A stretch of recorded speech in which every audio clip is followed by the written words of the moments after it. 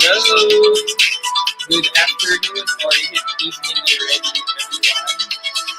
And welcome to our webinar series on Micro Influencer Marketing 101. I'm Mark, and thank you for joining us this evening. If you are here now, please do write a comment so we know that we're already live. Just making sure we don't have like a production team here. So if you're already watching from our YouTube channel, please do post a comment here, and we're just gonna wait for a few seconds before we start. And for those of you who would miss the live episode, you can always go back to this on our YouTube channel. That's bit.ly/micro episode 1.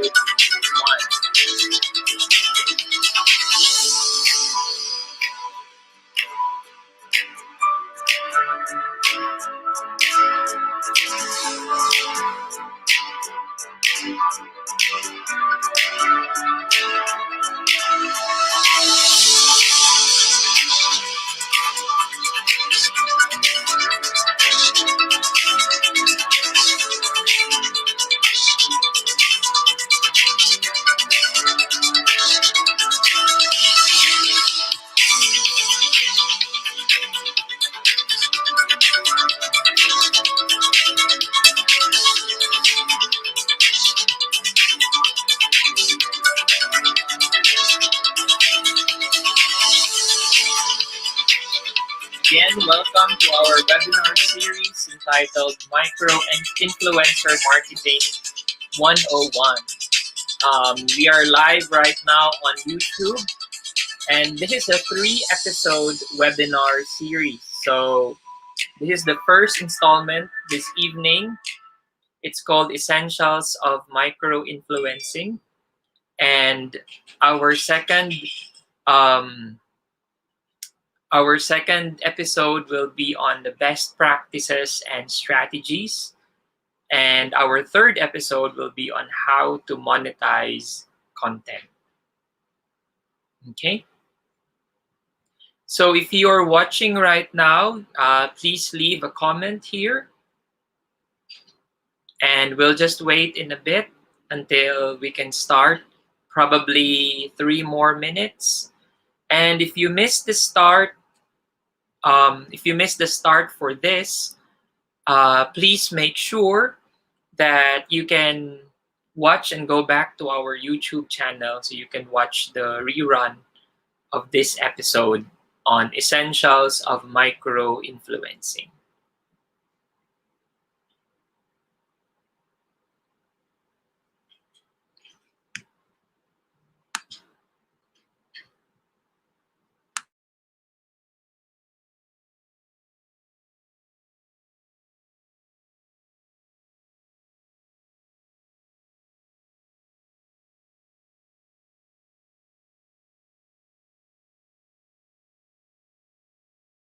Hi, everyone.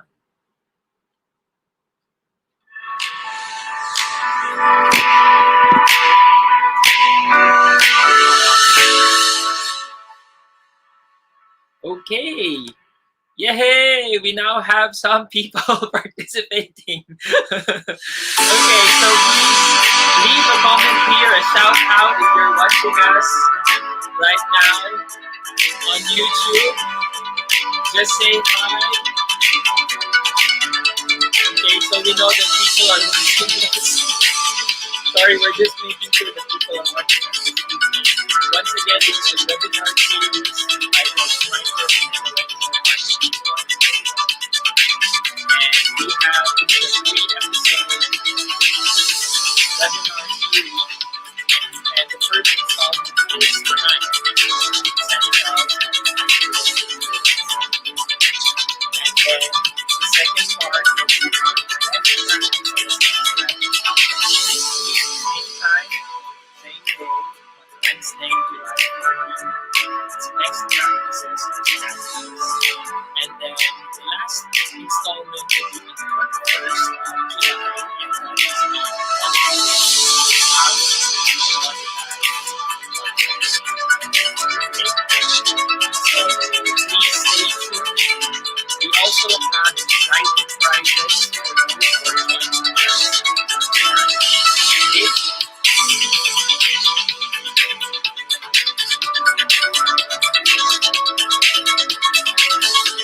So for our early birds here, please go to bit.ly/episode1win so you can win exciting prizes from our sponsors, Caperia and Seryoso Homemade Chili Nuggets. Yay! Rob Santiago is here. Shout out.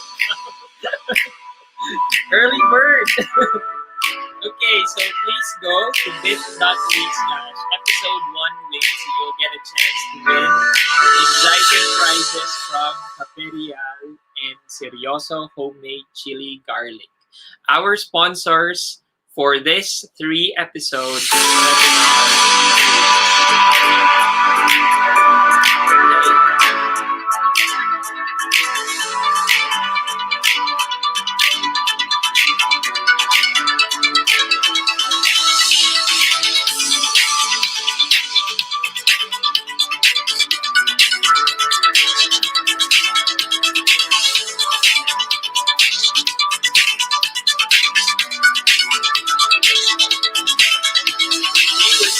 Waiting for some of the other participants for tonight's webinar series. So thank you for tuning in for this evening. Yay! There's John! Okay, salamat po sa mga binayaran namin para manood tonight. So please go to bit.ly/episode1win, and it's really just a simple attendance, and that will also be our basis for you to win exciting prizes from our sponsors, Caperial and Seryoso Homemade Chili.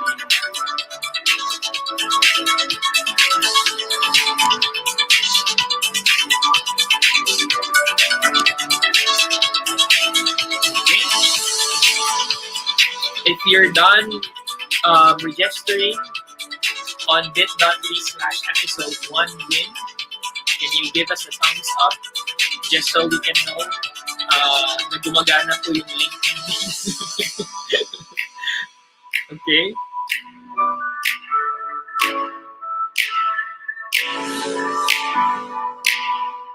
Or can you try it? Does it work? Yeah, it has prizes. The bit.ly/episode1win. Okay. Yeah, we do have prizes. Okay. Yay! We're having more participants for tonight. Maybe we can start in 2 minutes. We don't want you to wait that long. And let's get this ball rolling. I know that you're excited to learn, and for those who would just like to, just put us in the background while you're doing your laundry, or you're having your early dinner, that's totally fine with us. Okay.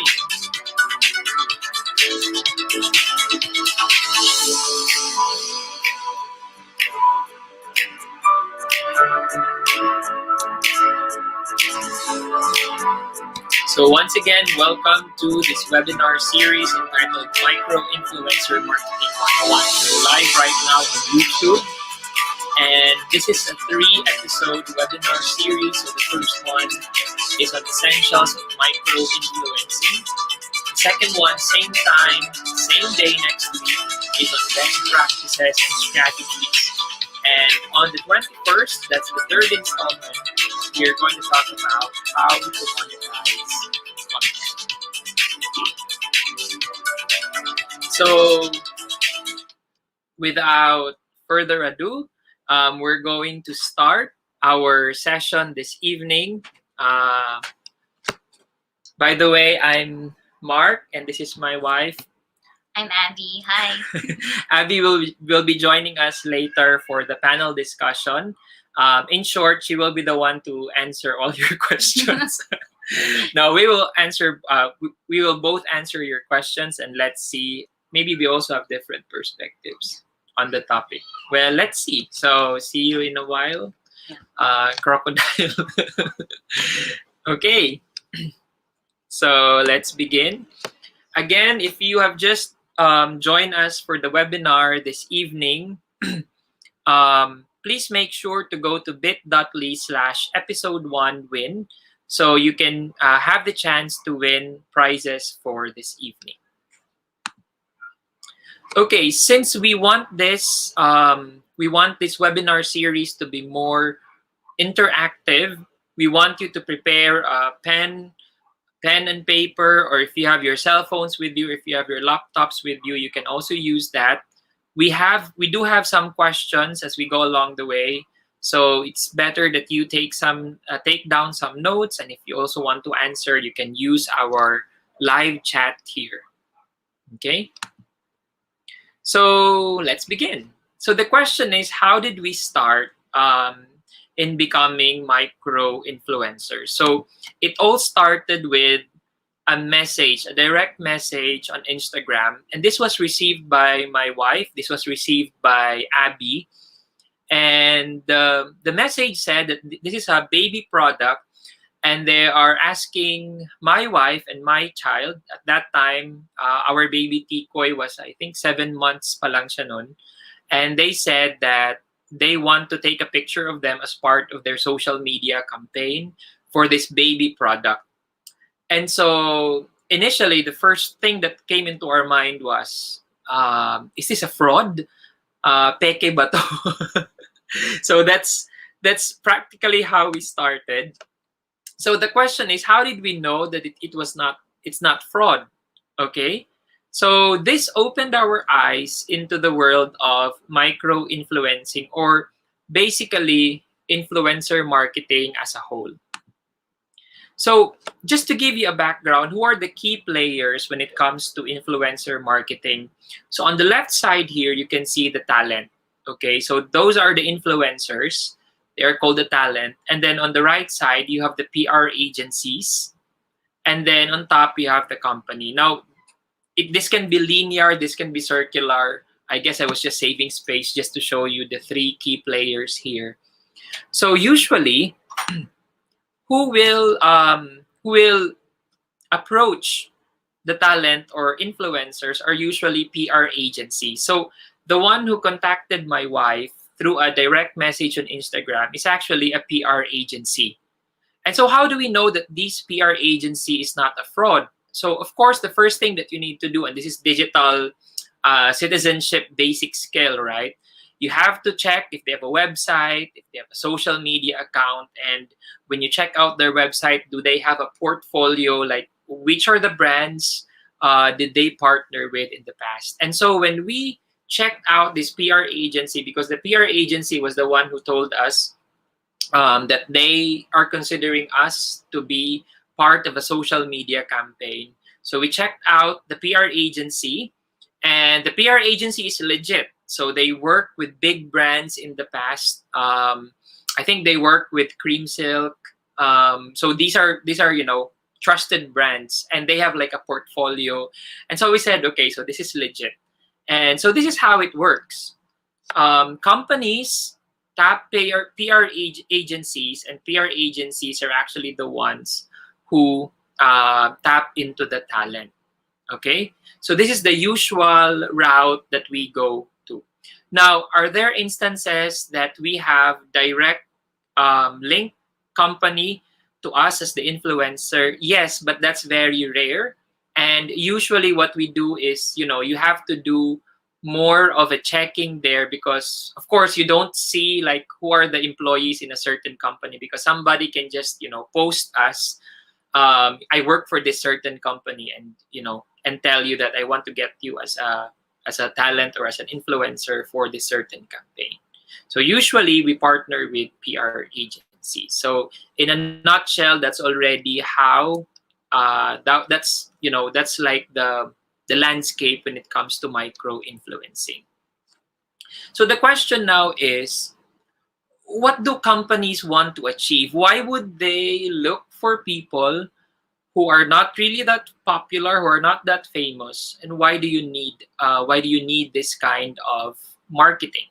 Well, marketing in its sense, like in the bigger or the macro perspective really of marketing, is that companies want to achieve certain things. For instance, they want to have brand awareness. Now, the first thing, our first engagement with this baby product was that this baby product is a multinational product, but they just entered the Philippine market at that time. So the campaign was really more of for brand awareness. Okay, so other companies would also look for customer engagement, or if the competition is tough, they will also want to have like an increase in the market share. So especially when it comes to baby products, competition is tough because there's a lot of competing brands, okay, for certain products. Okay, so how is this achieved? Now, marketing or advertising, there are so many things that you can look into. So brands work with TV ads, billboard, newspaper, magazines, digital ads, the ones that you see when you go to blogs or even on Facebook or when you search on Google, social media, radio ads, brochures. When you go to the supermarket, there are free samples. There are also brands who would like to create kiosks or booths, and some would also like to partner with podcasts. So these are all the things that companies cover. Like they cover the bases when it comes to advertising because they want the word out that their product is in the market. Okay, and that's where influencers also come in. So it doesn't mean that when brands tap influencers, it's their only way of achieving whatever their business goals are. Influencer marketing is just one of those approaches to advertising or to marketing. Okay, so just so we have like the bigger picture of where this comes in. So how does it feel with working with a brand for the first time? So this is the behind the scene, and this was way back in 2018. This is our first time to be engaged with a brand. So this is the behind the scene. We have to go there. There's a call time. There's like a primer, the things that we need to do, even the clothes that Abby and Tikoy had to wear at that time. And of course, you have photographers there. At the set, we also have like the brand manager. There's like an assistant brand manager. There's the PR agency who's working with the brand. So this is how it would look like in the behind the scene. And of course, this is the finished product. And this is just one of our pictures that eventually the brand used for the campaign. Okay. So what did we learn from the experience? So I'm going to share about 3 things here about the experience and what are the lessons that we have learned from that, and what are the things that we can share to you in case that you are a micro influencer right now, or you're planning to be one. Maybe you're a marketing professional and you would like to explore more on this. So these are the things that we have learned from the experience. The first one is that there is a space or market for small scale influencers. Now, when we hear the word influencer, automatic, what you would imagine would be like Ann Curtis, or really yung mga millions yung followers. No, they really are still influencers, but there is a space or market for us as small scale influencers, and you have to scan the environment because in 2018 when we started, what I initially did was that I know that there are a lot of us who were tapped by this brand. So I tried to look into the profiles of all these micro influencers, and I was just mind blown because there is really a world for this, for small scale influencers. So let's talk about the types of influencers. So we have here nano, micro, and macro influencer. So how do we distinguish the difference of these influencers? So the first one is nano. So when you are considered as a nano influencer, you have less than 10K followers. Okay? Now, is that bad? Definitely no. We know a lot of nano influencers who are really doing good. Their followers on Instagram are just around 4,000 or 5,000, and they're perfectly fine with that. And I don't think they would like to grow into 10K anytime soon. Okay, so that's one thing. Those are nano influencers. The second one are the micro influencers, and these are influencers who have 10K to 100K followers. And then the last one is the macro, and sometimes he's also called as mega influencers. So they have more than 100,000 followers. Okay, so these are the different types of influencers. Now, if you look into the internet, there may be some differences in how they are classified, but I'll just use this just for educational purposes. There's actually a division pa sa micro, and even in the macro, they really have to classify macro and mega. But then in a nutshell, these are the types of influencers. So influencers are also called KOL. Okay, so now let's have like more of an interaction here. What does KOL mean? Okay, let's see in the live chat. What does KOL mean without asking Google what is KOL? Oh, CJ Canoy, si Kre, our neighbor, childhood neighbor. She's saying Tikoy. And I think these are CJ's friends. Thank you for joining us. Ano pong ibig sabihin ng KOL? KOL in the live chat right now, can you type here? Shy sila. Ano pong ibig sabihin ng KOL? Any takers? KOL? Okay, I think there's none. Okay, so yung KOL po, ang ibig sabihin po niyan ay Key Opinion Leaders. No idea, that's okay, Jan. Si Jan Rafael, JR. Okay. Maki. Maki Lumontod. Yeah, Key Opinion Leader. Sabi ni Maki, opposite of anti-circle. Yes. That's a good laugh. Okay, so influencers are also called key opinion leaders. So that's actually when we receive engagement briefs or whenever we have a new product will work with us, some of them really consider us as KOL. And so these it simply means that when you are tapped by this certain product or brand, it means that they trust that you have an opinion on this certain topic or this certain product. Okay? Key opinion leaders. So sometimes influencer already has that shady or negative connotation. So sometimes people would prefer to be called key opinion leaders. So the question now is, does go big or go home apply? Because what we always hear is that you have to go big or you have to go home.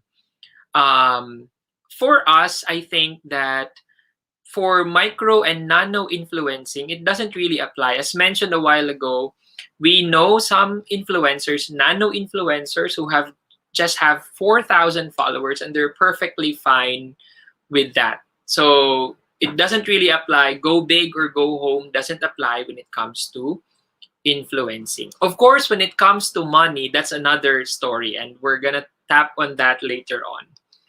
Okay, so what's the difference if you have less followers and more followers? So if you have less followers, you actually have higher engagement. There's a metrics for that. Higher engagement really is below 10. There's a certain metrics on that. I think I can deal on that with the maybe I can deal on that on the third installment of the webinar. But usually below 10, that means higher engagement, and less followers actually have higher engagement, and more followers have low engagement. This is because influencers who have more followers, like mega influencers, for instance, I can only think of Ann Curtis. So when you engage with Ann Curtis, you don't really ask her. Well, some people do. Like you don't ask her like, sis, saan mo nabili ang damit? Diba? Your engagement is not like that. It's really more of, I like your dress, you're so pretty, like that. But when you deal with micro influencers, it's really more of, you can send a message to them, or you can immediately comment, hey, where did you buy that? How much is that? Is that good? So there's really a higher engagement when it comes to micro or nano influencers. When you have less followers, you have a more specific audience. And if you have more followers, this is a broad audience. So when we talk about specific audience, and some micro influencers were really able to tap on, the good thing about this is that when they presented themselves, so this is more of a personal branding, when they presented themselves as micro influencers, they were very clear on what really is their target audience. And I'm going to tap on that. I'm going to talk more on that in the second episode of this webinar on identifying your audience. And this is where brands like to partner with micro influencers because their audience is very specific. And when these audience have a good or a high purchasing power, then it will really translate into sales. Less followers, you also have a lower reach, and that's already given. When you have more followers, you have a higher reach. So, for instance, if the business goal of the company is really more on brand awareness, and you want to have a higher reach for that, so you go for those really who have more followers. Okay. So, how do companies decide on who to engage with in a brand campaign?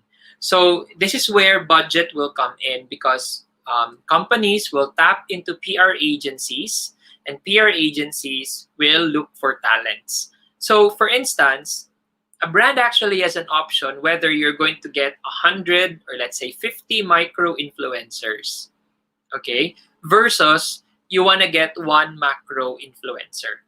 But then again, if the brand or the company has, lots and lots of budget for advertising and marketing, you can do both, which is actually what other brands would do.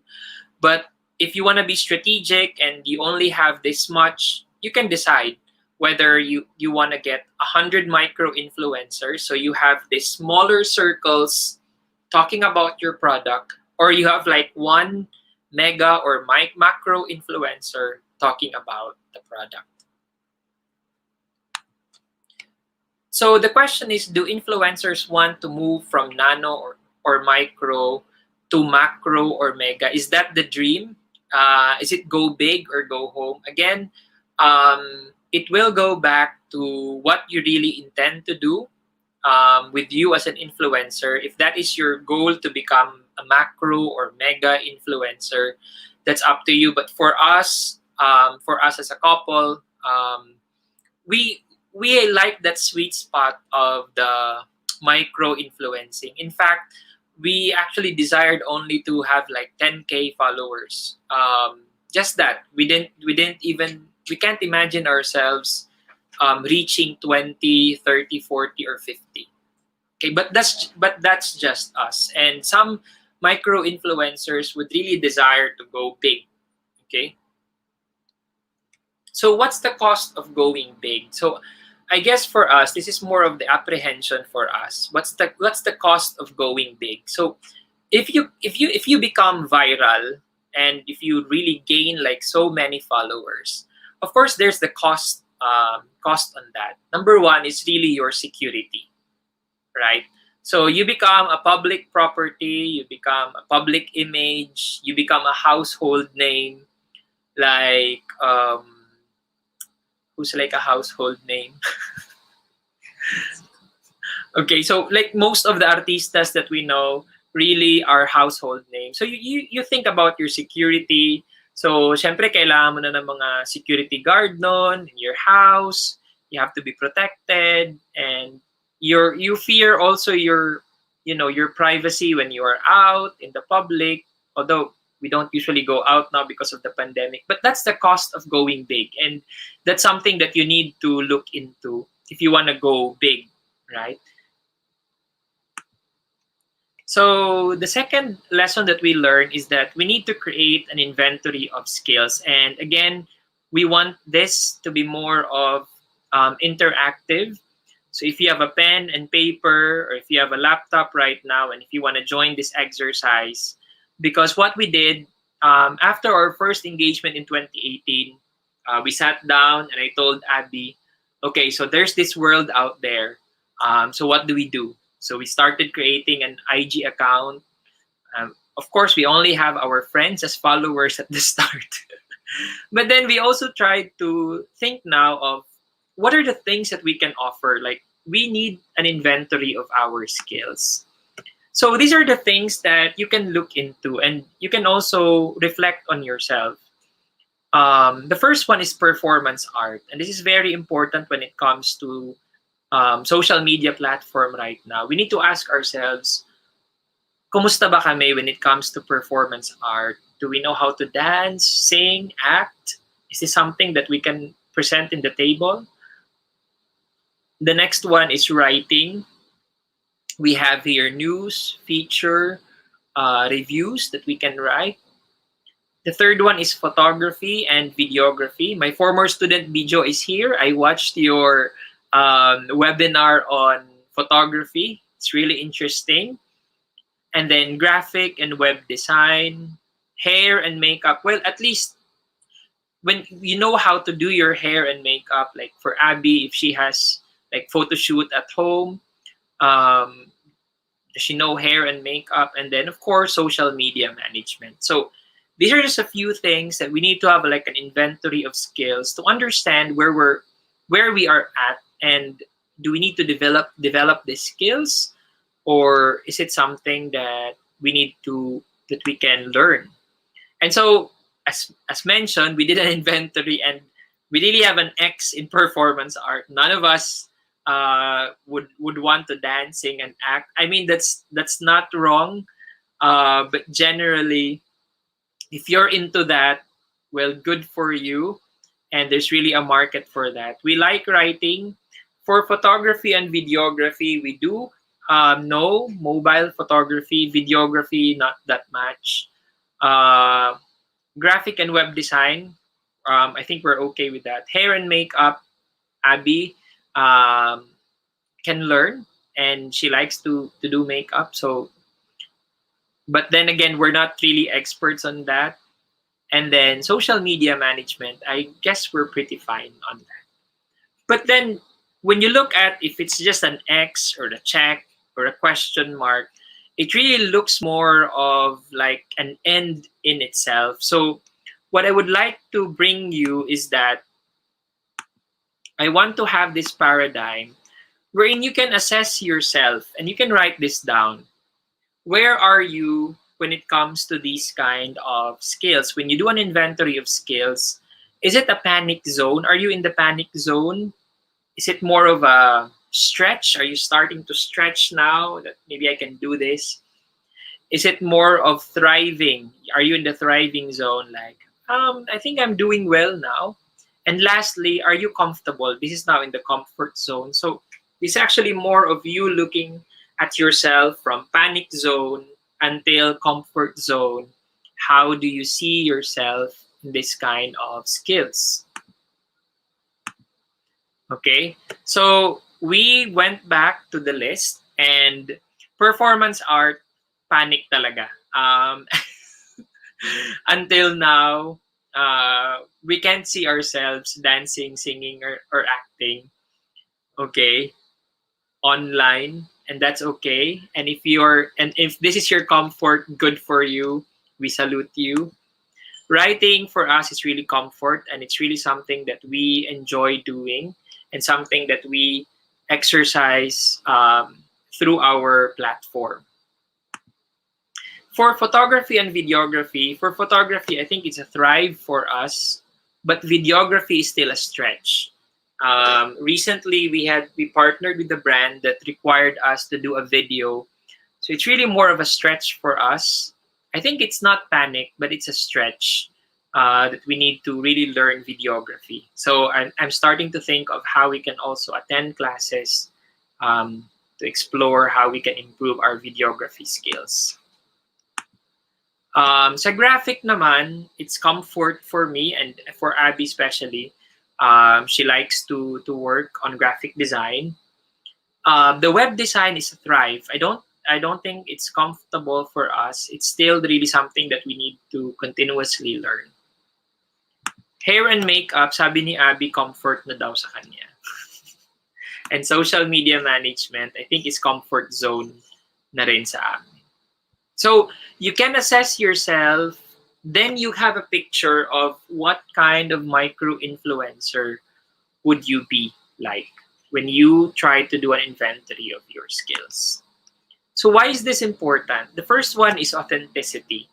And people or followers like to follow micro-influencers because they are looking into their authenticity. So for instance, sabi namin, panic sa amin yung acting, dancing, and singing. So when people see us doing these things online and it doesn't reflect us being authentic, so people will start asking, are you really doing this for something? So we have to check also on our authenticity. So like this one, this was our first partnership with a clothing brand, and they required us to have a video. It's really more of a recipe video. And what is authentic for us is we can't imagine ourselves narrating in the video. I know it's very important, but it's just awkward in our personality. Like Abby, she's really very shy. And so what we thought of, maybe she can just say hi at the start, and that the rest of the video will be more of focus on the food. Maybe will improve in the long run, but right now, that's what we can do, and that's something that's authentic for us. If we do something else other than that, then it's already a stretch, or it's really a stretch or a panic for us. Second one is it's important to do an inventory of skills because it will help you identify the platform. Which platform are you going to really thrive on? So are you gonna be on Instagram, on TikTok, on Facebook, on YouTube, on Twitter, on WordPress as a blog, on Snapchat? I'm not sure if Snapchat is still alive. We don't have a Snapchat account. And then Clubhouse. I've recently joined Clubhouse, and it's very interesting. The talks there are very interesting. So it's something that you can look into the kind of platform that you would like to have, or you would be in. Okay, so TikTok is a stretch for us, but we did find a way to just show there our unboxing of videos, or when we do like a simple recipe. So you can do that. It doesn't mean that when you're in TikTok, you have to dance and you have to do all those steps. Again, there's nothing wrong with that. If that's your talent, well and good. But we just can't imagine ourselves doing that on TikTok. And that has to do with authenticity and, of course, the platform that you need to decide on.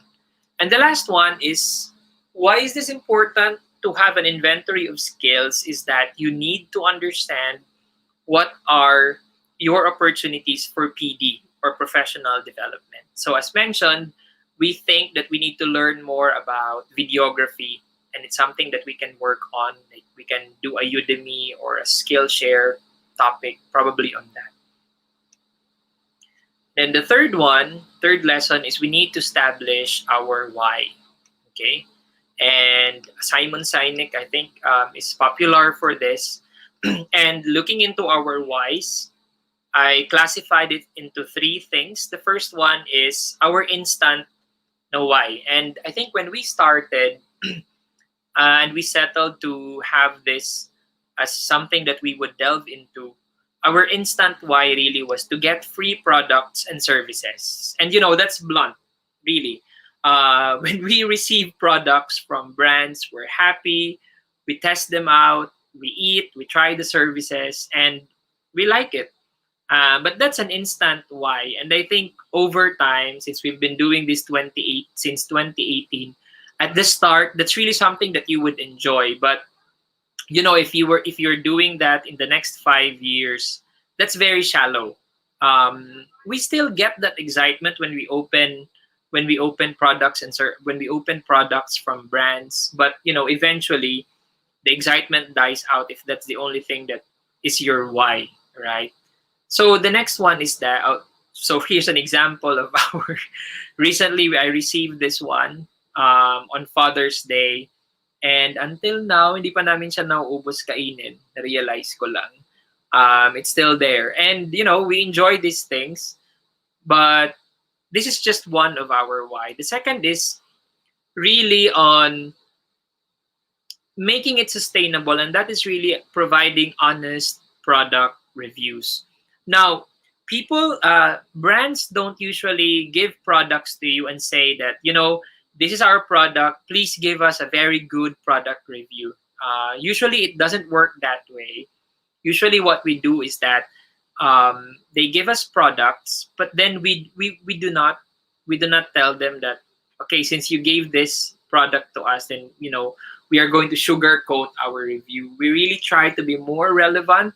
So we really highlight what is good about the product. And if there's something that needs to be improved in the product, well, we are very polite when we say it. You don't have to be a jerk when you do reviews. And that's just being professional, because these brands also employ people, right? And we don't just want to trash talk brands just because we think that the product is really bad, unless really there's like a health concern with the product. And fortunately we haven't experienced that yet. And of course, so here's an example of the products that we've tried. Shout out really to Swadis, and this has really been a partner of us, and we really trust this brand. That in fact, when we think of gifts to give to those friends who just had a baby, we really think of Swadis, because we really are sold out that the brand is really effective when it comes to having this waterproof mats. And we're honest on that. We do videos on that this product really is good. Okay, so in the long term, our why is really to establish a tribe or a community. Since we are parents, we want first-time parents to really have this community that they can ask us. Like when we post a product and a mother or a dad is going to send us a direct message and ask, does this product really work? Is it good? So we want to establish that certain community that they can find a safe space to ask questions regarding products and services. Okay. So now let's go to the frequently asked questions. And I think this is more of a clickbait for us, but we will be honest as possible in answering this. So the first is, how much do you earn? Okay. And then the second one is, are you a sellout? And this is often asked by some people, or even if they don't ask, this is the back of their mind. And the third one is, how do you measure influence? And what are the challenges encountered as an influencer? Okay, but before we answer those questions, we would like to thank our sponsors, Caperial and Seryoso Homemade Chili Garlic. And if you have just joined us this evening, hello Alex, hello Mars, shout out. Please go to bit.ly/episode1win to get a chance to win exciting prizes from our sponsors, Caperial and Seryoso Homemade Chili Garlic. That's bit.ly/episode1win. Okay. Eric is also here, and Diana and Daya. Hello to the Indayas. So speaking of community and having a safe space, the Indayas are one of those couples who we can share about the products that we love, especially when it comes to baby care and some home products. Donna Real of Caperial is here in the house. Thank you, Donna, for being our sponsor for our episode. So please go to bit.ly/episode1win so you get a chance to win exciting prizes from Caperial and Serioso Chili Garlic. Okay, so the question now is how much do you earn? Okay? So, ang sagot po natin dyan ay peanuts. Mani. Well, basically, when we partner with brands, at the start, we started in 2018. And I guess I will really talk more about the start. When we started, we didn't really get paid for certain posts. And I think that's really an honest experience or sharing of experience from us because we didn't really get monetary. Okay. But then slowly, if brands would like you to, if brands would sponsor you for a post, for instance, they would ask you for an IG post that you cross post in Facebook. As starters, I would say, and this is a safe answer, I would say around 500 pesos to 2,000 pesos. Okay? That's basically how much brands will give you. Now, you have to remember that micro influencers, you don't really have that much of control with how much you're going to earn because, or how much you're going to get for a certain engagement because, again, you are a micro influencer. Okay, you're not like a mega influencer who have like a talent manager and you already have these set of like data on how much are you going to be paid for a certain engagement. So most of the time it's really the PR agencies who will dictate how much you will be paid. And for us as micro influencers, your option is really more of, do you want to be part of this engagement? This is how much we're gonna pay you. So it's really more of a yes and a no for you. We haven't tried negotiating yet, but there are some PR agencies who would ask first, like how much are you usually do you charge for this? But most of the time, PR agencies will just give you like this is the engagement. Again, you are a micro influencer, and this means that hindi lang ikaw yung nilalapitan nila. It means that when they tap into micro influencers, you're looking into 100 or 50 micro influencers at the same time. That's why the budget is not that big. Okay. So, of course, if you go and we've been doing this for almost 3 years now, I guess in the long run, it has also changed like how much we earn. But for starters, that's really how much you're going to earn. And this may come as as a shock for you, but micro influencing really is not something that you do full time. Most of the micro influencers have a day job and they have like a full time job, so it's not really like something it's your bread and butter. Okay. So most micro influencers have full-time jobs, as I mentioned, and PR agencies dictate the price range for an engagement. So when we receive like a brief for a certain brand, the price is already there. It's just for you to accept the contract and sign it and give it back to them. Or you can say that you're not interested. It really depends on you. So when PR agencies approach you, it mostly starts with an interest check. So they would ask, Mark and Abby, are you interested to partner with us on this certain campaign? This is the brief. These are the deliverables. This is the cost. Okay, and these are the other the other things that are in the contract. I may talk about that in episode 3. What are usually the things that you can see in a contract, okay? And things that you can check as well. So the next question is, are you a sellout? Okay, so bloggers, vloggers, this is usually the question in the mind of people, especially your friends. Like when you engage with brands, does it mean that you are a sellout? Are you a fake? Like you're saying these things because they paid you to say this. So I don't think there's a black and white answer here, but for us, we always wanted to do honest reviews, or we dwell into suggestion marketing. And as a couple, we don't want to partner with brands that we don't think we use their products or would be like an expert when we talk about the products. Specific example, pet care.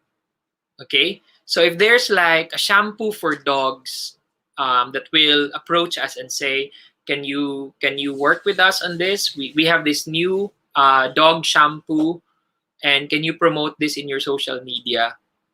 So definitely it's a no for us because we don't have pets inside, and we don't have pet care. I'm not saying it's wrong, but it's something that we will not be very honest to share about or review about it.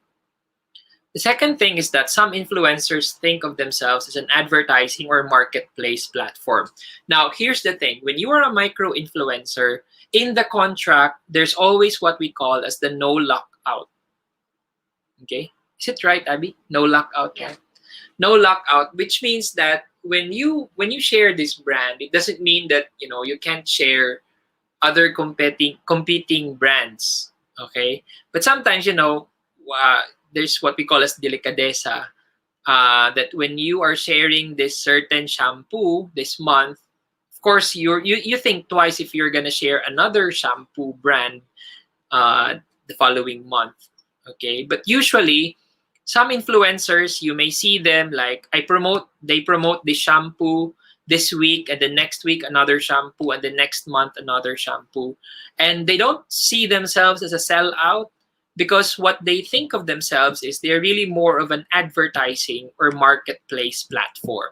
So it's really more of your like a shelf in the superstore, in the grocery, where when you are a shelf on the grocery, you're there. You just put different brands there. So some influencers think of themselves as that.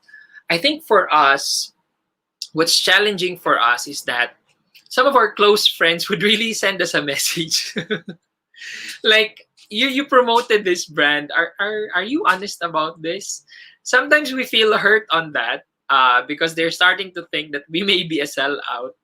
But we appreciate their honesty, and we also want to respond to them in honesty as well. So another thing is we don't want to partner with shady brands. So when a brand will partner with us, we check them out. Is there a Facebook? How are they doing on social media? So if it's like a questionable brand, then we don't engage with them. How do you measure influence? Okay, so there's a lot of things.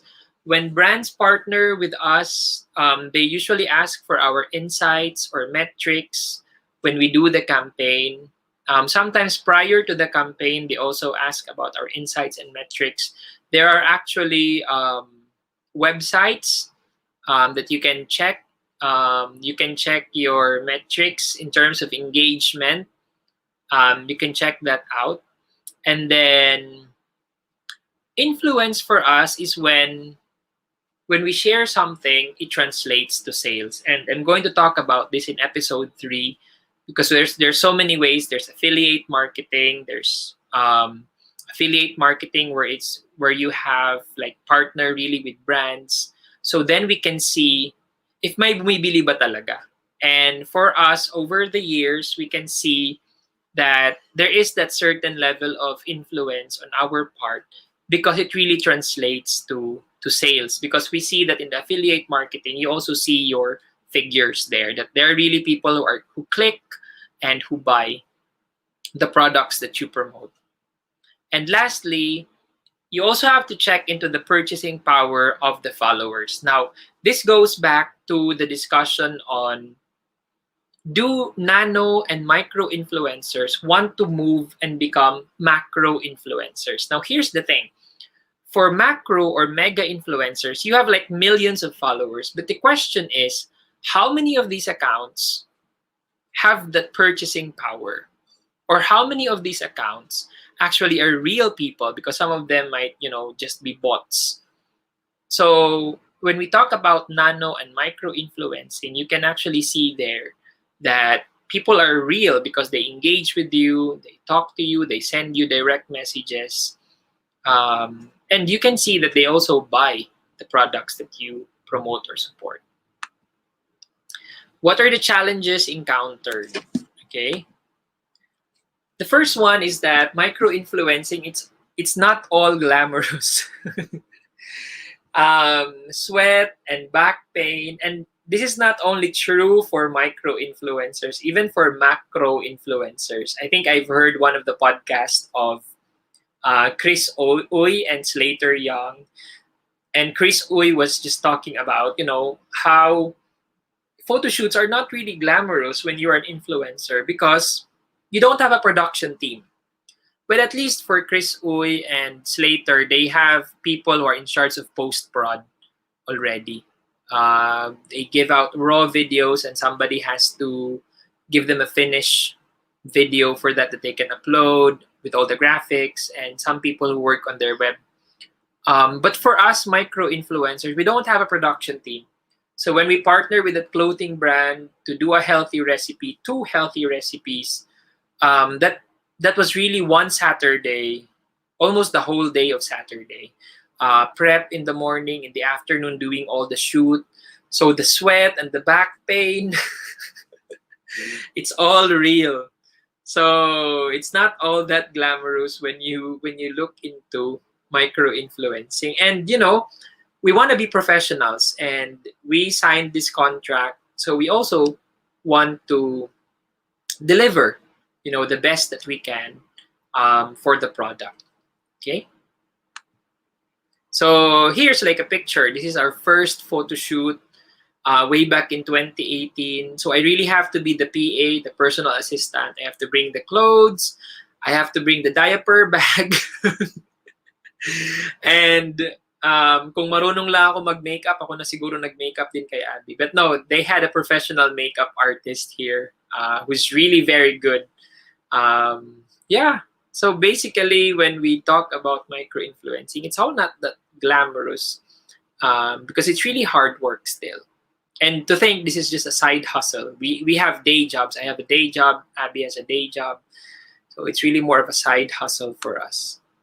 Did you experience difficulties in managing payments? So the question now is, binabayaran ba kayo? Again, we would like to set that micro-influencers have full-time jobs. And if you are thinking that this is going to be your bread and butter, it's going to be a challenge because you're going to expect delays in the payment because of this scheme, no? That PR agencies work with companies or brands, and they also have to wait to be paid. So they send out deliverables. So they're really more like a middleman for this thing. So payments take time due to many steps in the processing. And you make sure that you perform all deliverables and submit necessary information and details. So we're looking into the logistics now because, of course, you need to send out how you will be paid, what are the things that you need to submit for the deliverables, metrics, insights that they need to ask from you. So if you're a micro influencer, PR agencies would really ask for the numbers, the figures. Siyempre, when you're a macro influencer, they don't need that anymore. They know you have that certain kind of reach. So for micro influencers, they really look for the figures and ask you to deliver that as well. So the last question is, and before we go to the open forum, is micro influencing worth your while? So hindi naman ganun kalaki yung kikitain mong pera. Sometimes matagal pa yung pagbabayad because of the process. It's not that glamorous. Of course, you get excited with receiving PR kits and all, but is it worth your while? So for us, it's worth our while because we have a space to share. And the first one is that we get to share our Christian faith, and it's very important to us that we don't compromise our beliefs. And the second thing is that positive parenting, we like to share about it. Active learning with Tikoy, helping out farmers. We like to work on that. We usually promote small and medium enterprises who help farmers, and of course, supporting local businesses. And for us, that's something, a space to have that where you can share all these advocacies. It's really worth the while. Speaking of sharing about local businesses, Caperial, you can shop right now, bit.ly/Caperial. They're having huge discounts because it's 7/7 today. So thank you very much, Caperial, for being our sponsor tonight. And also, Seryoso Homemade Chili Garlic. You can shop at bit.ly/seryoso. Wala pong sale tonight ang seryoso, but if you have vouchers and free shipping vouchers, please support local brands Caperial and Seryoso Homemade Chili Garlic. So we can now go to our open forum. And again, I'll just put it out here because you will get a chance to win exciting prizes from Caperial and Seryoso Homemade Chili Garlic. Just go to bit.ly/episode1win. Okay? Okay, let's have our open forum, and Abby is joining us. Say hi. Hi. Are you in the frame? My face there. there. Okay, so we are reading here. Okay, thanks, Sir Mark and Ma'am Abby. Durf. Oh, see, Durf, I think has. Are you starting micro influencing? He's really into computers, Oh yeah. and that's a niche market. Love seryoso chili garlic, yay! I can find that Caperial in Lazada. Okay, Donna, is it in Lazada? I haven't tried. Usually Or we Shopee buy pwede. it from Shopee. From Shopee. Okay, Caperial. I actually don't drink coffee, but Abby does. Yeah. Okay. So sa Shopee daw sila, Alex. Hello, Alex. Shout out dyan. Okay, so now we are open for your questions. We can give like 5 minutes, 10 minutes, depending on the questions that you want to ask. Again, this is the first installment of our webinar series. The second one will be on best practices and strategies. That's on next Wednesday, July 14. Just a preview on episode 2. We're going to talk about really the audience. How do we define the audience for micro-influencing? And of course, when you already define your audience, I will also talk about how do you make a pitch. Okay, how do you make a pitch to brands, to companies, and other things that we can discuss. No? Okay, so all the love here for Seryoso Chili Garlic and Caperial. Okay, question naman dyan, guys. Do you have any questions? Okay. Do you have anything to add, Abby? Well, I think you've pretty much covered everything. Okay. And I just want to affirm yung part na that it's not glamorous Mm. and it's also a real job Mm. in a sense, even though it's just a side hustle. Yeah. Kasi others might think na parang post ka lang, day lang nun. Parang there's so much thinking that goes into that. Yeah. Purpose, parang iniisipin mo rin how will this be relatable, or how will this be useful sa audience? Because remember, you're communicating with people, and it's not just a copy and paste thing. Mm-mm. And I think the personalization is what makes it effective. Because you all, for us naman kasi, we also want to serve the brand that Yeah. approached us. We don't want to, ano, we don't want to be a steal Yeah. or a rip off. Yeah. Definitely. Definitely. We don't want to feel like we don't want the brands to feel that, we're like a rip off lang. And it has to do also with authenticity. Yeah. Like, so if this is the brand, how does it reflect on us as a couple, as a family? Because followers, friends, family, they can sense if you're faking it. So we also need to assess, like, how do we work on that. And sometimes I feel like I have to be, when I really like the product and we keep on promoting it. Sometimes we feel like um we're an expert, so we need to learn about by what goes into the product and such, because the followers will ask, I say, what would you recommend, what goes in this, is this hypoallergenic, Yeah. is this okay for a 1-month-old baby, something like that. I've encountered that when we did an unboxing and in an honest review for Swadis. Yeah. I think more than 10 moms just asked me, is it really effective, and how much water did you pour? Is it different kung hot water and then Cold and water or yung- warm? Yeah. Okay, Yeah. we have a question. I think Diane here has a question. Is it important to know your niche first before starting a blog or a page? What do you think? I Well, it's really preempting episode 2 because that's my first topic in episode 2. But I think I can answer that. As a micro influencer, as mentioned, you have a very specific market. So the success in micro influencing really has to deal with how do you define yourself in that space. So I mentioned a while ago si Durf here, who's also one of my former students, and I've seen that he already created the page.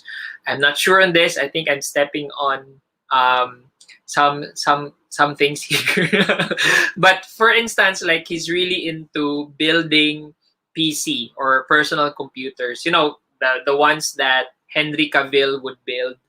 uh, so that's something, and people who are into that, who are into personal computers, building these kind of computers, if they see that this is something that is your passion and you're interested in this, then you get to have that certain tribe or community. So it's very important, yeah, for us. It's very important, but it doesn't also have to be. It doesn't have to appear too. How do you say it? Parang pilit. Parang it doesn't have to be too orchestrated, because again, they can also sense if you're not really that authentic. Okay. Are you gonna read the questions? Okay, we have another one from Eric. How about this one? Diane Riel. Oh yeah. Was just curious how you guys gained followers when you were just starting being active in social media or as a micro influencer. So at first it's really just the friends. Yeah. So we had like 1,000 friends, so that's already 1,000 followers. And the lolas and the titas are there. Since our blog is focusing on having a kid, and just that virtual giggle from the titas and lolas. But later on, as we started reviewing products, and then syempre you use other tools like hashtags, and sometimes if we've partnered with the brand and they wanted to do a giveaway, so nakaka-increase din yun ng followers for us and the brand. And then long term, I guess it's just when we create relevant content, and it's really just being honest to the personality of your brand. That's when the people start to come in, and to follow. Like for us, it's not necessarily puro parents lang yung nagpo-follow. We also have other age groups, because we also review. I like reviewing beauty products like Lux Lash, and I like grocery makeup or drugstore makeup, something like that. So we've noticed an increase because of that, because we're sharing something that we really know and we really like. And then at other times they just stay there. So Yeah. And I guess to answer that question, it really has to do with trend because we started in 2018, and in 2018, giveaways was really a thing. It was something that would really increase your following. So what we did was we only did one giveaway that was our own money, and that was, I think, what, 500 pesos. Yeah. And that was really a product. It was the Marks and Spencer animal crackers. Yeah, the animal cookies, because we really like that product. So we didn't partner with Marks and Spencer at that time. We just wanted to be honest that this is really something that we like and we want to have a giveaway. That's the first thing that we did as a giveaway. And I think the winner for that was taga Davao siya, no? Was a mom.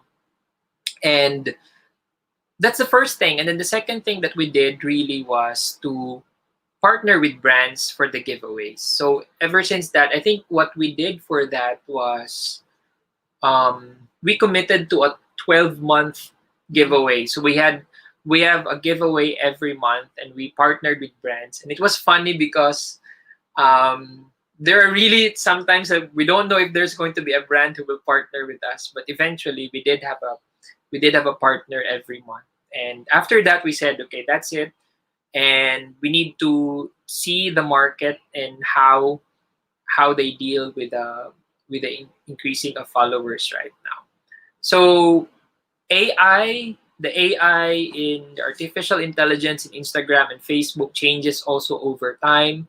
And right now, really the trend is you really have to give premium content because the save button is very important in Instagram. It's not just the like or the heart, but really the save. So when people save that post, it means they're learning something from you, and that's really a premium content. So that's something that you have to look into. Next question. from Eric, how often po ba dapat mag-post para maging known po kayo sa social media at makilala ng clients po? How often do we post? Again, when we answer this, it really has to do with trend. So when we started in 2018, the trend really was you post a lot on Instagram or Facebook right now. But right now, if you look at influencers, they don't really often post. Like for us, there are even sometimes na yung post namin sa Instagram or Facebook is like 7 days ago. There was a time that it was like 15 days ago. So the trend right now really is on your stories, really in your My Day. Because I think people would really see you more on your stories in your My Day. And they can see you more of your authentic side, because sometimes when you post for IG and Facebook, especially for those brands or for those influencers who have that certain theme that, for my 7 post I should wear blue. These are the OGs. These are the traditional way in IG, and it doesn't work right now. For some people, they still stick to that, but right now, people would actually want to see you more, the raw side of you, like more of the authentic side. So, with regards to scheduling, Eric, it depends on how you can commit on that. For us, ni Abby, once a week na lang. Parang ganun. Sometimes once a week na lang kami nagpo-post. But we try to be more consistent in our stories, which is also linked to the My Day. Next question from Raul. How much did you invest po, sir, when you started? How do PR agencies find you, sir? Through connections po? Okay. How much did we invest? Nothing. Nothing. None talaga at first. Because our first brush was with this baby brand, and then they just invited us for your first Mother's Day, this is our gift for you. We'll give you a photo shoot, and then we'll just post it. So it's really that. If you're gonna count Tikoy's shirt and the pamasahe that we prepared for that shoot. yeah, and the the things you bought and the other expenses that came along, it's probably less than 1,000 or barely nothing Yeah. if you have your own naman. So as Mark shared before, how did they find us? When we asked the PR person about this question, The first time in 2018. yeah, she said that I don't know how to put this in in a better use a better term for this, but we kind of stalk. So they just stalk on Instagram mommies who just had babies or have Yeah, young kids. or who follow a certain celebrity or a certain mom brand for us, like ganon. Sometimes it just comes as a surprise. Like the latest clothing brand who partnered with us, it was just really out of the blue, and we actually felt like, why us? And then we tried to look into their previous engagements. Um, they have a certain niche, and I think that they think that we fit in that profile that they conceptualized. Through connections po ba, did we have like connections with the brands? Mostly the connections are from friends, and usually these are ex deal.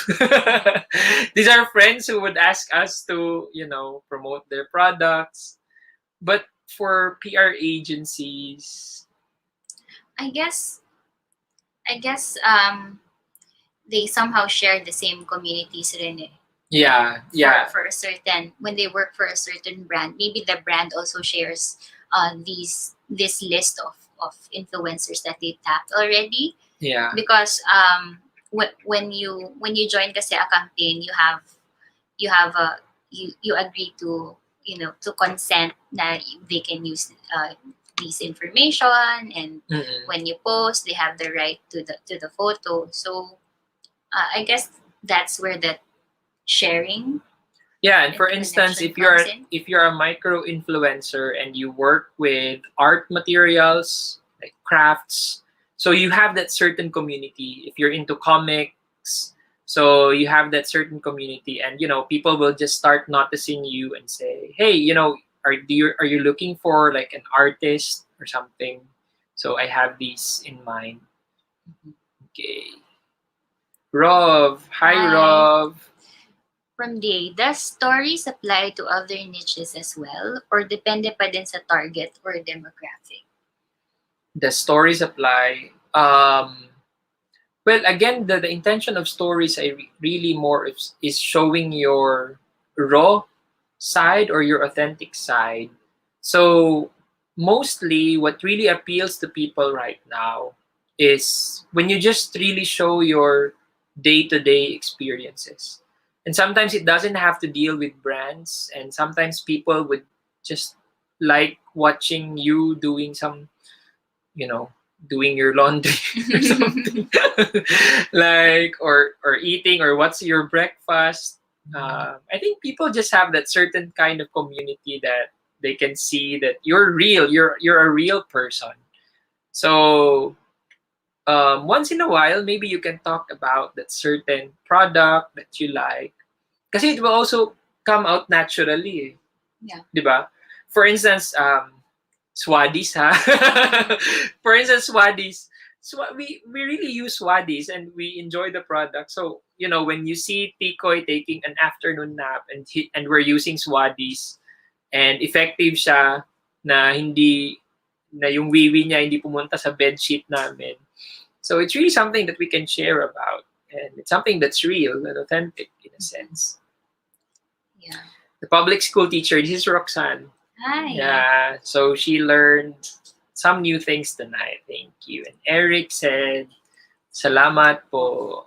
Okay, do we have any other questions? If you're asking what to get from Caperial, I like the Mount Apo blend Oh, and the Barako. why It's really do you good. like Mount Apo blend? It keeps you awake. I like kasi yung very smoky yung taste ng coffee. Of course, you wouldn't understand. Yeah, I'm a tea person and cocoa. Yeah, but it's really good. And what's more is that they source it from farmers. So Okay, you get to support farmers as well. that's good. Okay, so are there any other questions? We would like to thank you for joining us in this first episode. And the second episode, although this is really more specific right now, we talked about, even how much people earn from micro influencing. But I think the second episode would really be more of how to. I'm gonna talk about pitch. How do you pitch? So when you have an email pitch, what is really the content of an email pitch, and how do you become more, in a way, reliable when you pitch?